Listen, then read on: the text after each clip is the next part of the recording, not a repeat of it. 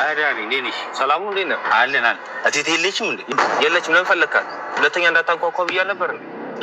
ፖሊስ ጣቢያ መጥሪያ ሰጥቶኛል እና ከሰው ጋር ትንሽ ተጋጭቼ እና ከታሰርኩኝ ዋስ እንድትሆኑልኝ ሰጡኝ። እኛ ምን አገባን ታዲያ? በፈልገ በገባው ጣጣ ውስጥ እኛ ምን አገባን? ራስህ ትወጡ። ጓደኛ ነው ብዬ እኔ ባቀረብኩ መናናቅ አለብን እንዴ? ወንድምሽ አንዱ እንዴ? እቴቴም እናቴ ነኝ። በእናትህ ተው፣ በእናትህ ሁለተኛ ይሄንን ቤት እንዳታንኩሽ።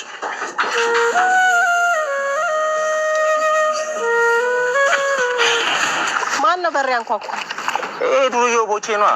ተጣልቼ ምናምን ዋሱ ምናምን መጥሪያ ተሰጥቶኝ ምናምን ይላል። እኛ ምን አገባን ሲጀምር? ውይ ልጄን አሳሱት እንዴ? ትናንትና እኮ መናኸሪያ ውስጥ ለእኔ ብሎ ተጣልቶ ነው ሰው ሰድቦኝ።